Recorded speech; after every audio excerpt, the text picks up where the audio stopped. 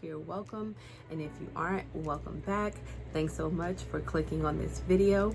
Here on this channel, I share things such as my faith, my family, my career, my travels, and just a little bit about my life, in hopes that you all will be encouraged to know that with a little bit of faith and with a big God, nothing is impossible. As you can tell from the title of this video,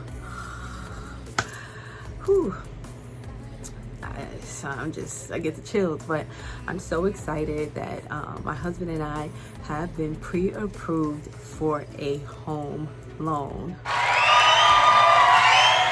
guys don't understand. It has truly been a long time coming. Okay. It's been about a year and a half of a process for us to get pre-approved. And, I just want to share with you all, our journey, as I've shared so many other things. As I've said, it's been about a year and a half worth of a process of learning and understanding and figuring out and saving and just all of that jazz. So I firstly want to say that it's so important that you get a pre-approval, especially in today's market. As you all know, it is 2022, but we did begin the process in 2021, but it is what is called a seller's market. So as we learned in economics, depending on supply and demand, at this point in time, sellers have more of an advantage over buyers. That is because when it comes to the housing market and housing inventory, there are more people looking for homes than there are people selling homes. And so what does that do? It makes the seller, it makes for the buyer to get a home more competitive. It makes it more harder. There are more people looking for homes. And 9 times out of 10, when you put in an offer or you put in a bid for a home, you up against other buyers and other people who are willing to, compete with you and outbeat your offer. So nowadays, more than ever, it is so important that you get a pre-approval. Some people will call it a pre-qualification. So the first step, mainly the main step, is to reach out to a lender. That could be either a bank or that could be a broker. In our case, we reached out to a bank. And when we reached out to the bank, there were a few things that they asked of us. Sometimes people are hesitant to reach out to the bank because oftentimes they'll have to run a credit check on you just to see what loan programs you qualify for. That I've learned of, there are about 4 typical mortgage programs that are out there. There is the conventional loan, there is an FHA loan, there is a VA loan, and then there is a USDA loan. And the VA loan and the USDA loan, we did not qualify for. One, because the VA loan, it is backed by the Veterans Association. Neither one of us are vets. And the USDA loan, it's more backed by the Department of Agriculture, and that wasn't, we're not in a rural area where we would be doing agriculture. So we were hoping that we would be able to get a conventional or a FHA loan. So the first thing that the bank does is that they will run your credit to see which program or which mortgage program that you will more than likely qualify for. And again, some people are hesitant to even begin this step because a credit check will have to be done, and that credit check could result in a 1 to about 3 or 4 point decrease of your credit score. I realized with going through this process that 9 times out of 10, a 1 or 4 point credit hit is not going to really change or make or break where you are overall credit wise. So they did a credit check on me. I believe at the time my credit score was about 680. I don't remember the exact, but it was above the minimum, which I believe is 640. So at that time, they said, okay, you do qualify for either the conventional or the FHA.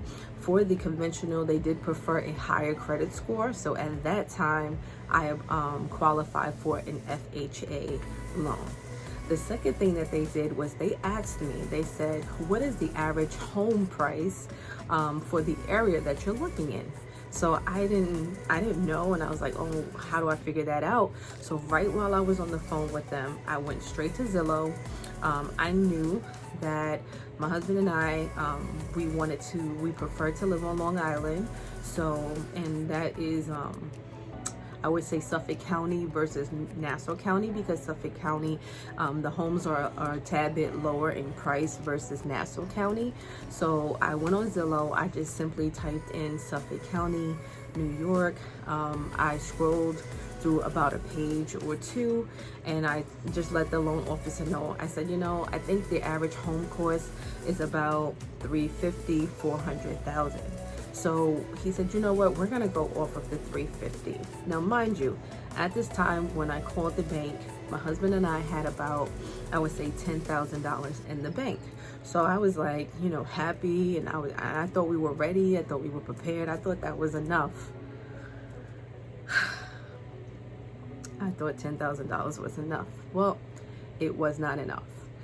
When he did the math, for an average home of using the price of $350,000 for an average home on Long Island, he pretty much told me that I would need about 10% to even begin being qualified to look for a home.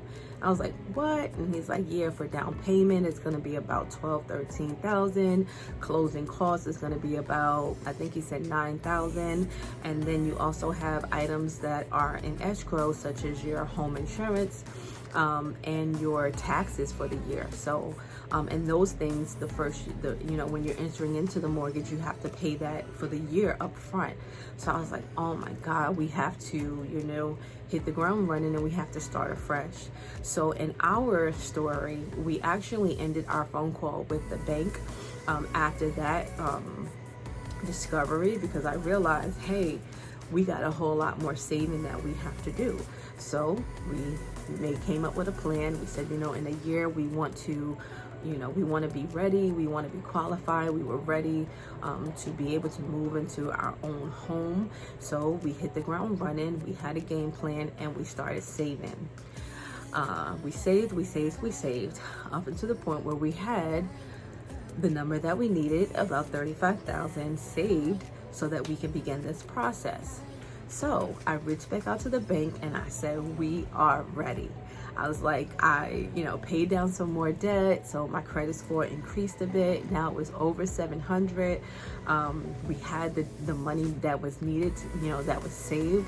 So I was like, you know what, we are ready to go. Let's say we weren't quite ready to go. And that is because we never got to the debt to income ratio. So what happened was, when I first called them, because I only made it to the second step of how much money was needed for a down payment, we never discussed debt to income ratio. And what was happening was, I was paying the minimum balances on my credit cards, just thinking, well, it's best that I take all of my money and try to save it.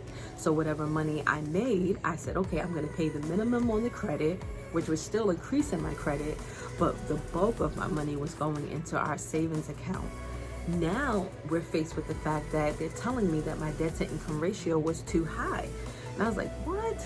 It was like, yeah, your debt to income ratio has to be under 49%. So I said, okay, no problem. Went back to my husband, said, you know what? I now have to change, you know, the strategy. So instead of throwing, you know, pretty much 75-80% of my paycheck into my savings, for the next 2 months, I took all of that and I threw it at my credit. I literally went from having about 5 or 6 open credit card accounts to down to 2.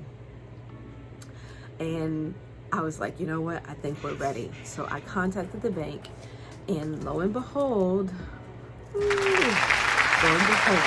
we were where we needed to be. I had the credit score, we had the savings, and now my debt to income ratio was in the perfect region and realm for us to begin the ball rolling.